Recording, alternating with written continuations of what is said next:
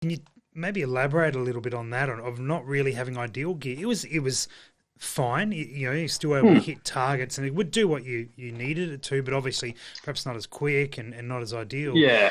And the contrast Yeah. from So I going suppose from that to I then might.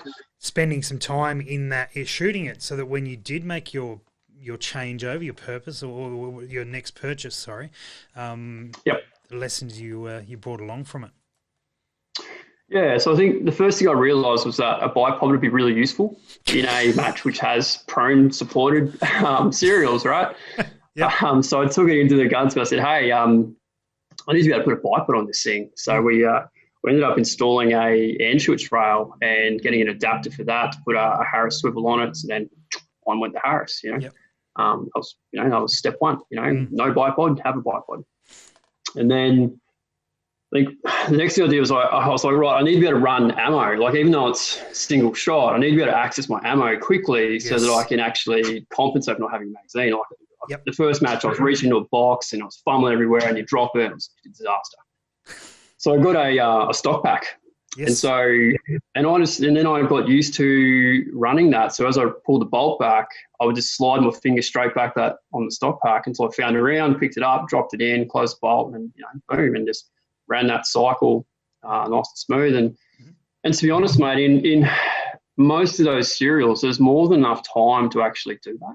Yep. It was really only when you got the really like rapids, like it wasn't just 5 rounds in 25 seconds. It was like 10 rounds in 30 or something stupid like that.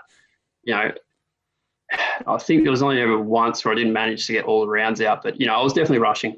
Hmm. And the other thing was Hawkins. So Yep. PSR, obviously Hawkins features pretty heavily, Hmm. and Hawkins, for those that don't know, like you're basically resting the rifle on your fist. And when I was working the bolt, what was happening was the rifle was just tipping on its side. So I was like, well, that's bad. Yep. How do I fix that? And then I look around, and some of the dudes are running these little hand stops. So essentially, made up a hand stop to go on that Anschutz rail. So now I had a bipod and a hand stop, so I would hang on to it. And that was basically the mods that rifle got. I couldn't run a sling either. I just had to went. That was one of the biggest things. I was like, well, it's got smashed as soon as it went to prone unsupported. Particularly at like the end of the match, I'm fatigued as you're trying to hang on to this thing. And I'm like, yeah, I'm not ready. Yeah, that's me. And I was waving everywhere and terrible scores with that. But it served its purpose of what it was. It got me going, and Sure. it got me into the sport. Yep. And that was a rifle that cost me, I think, $250.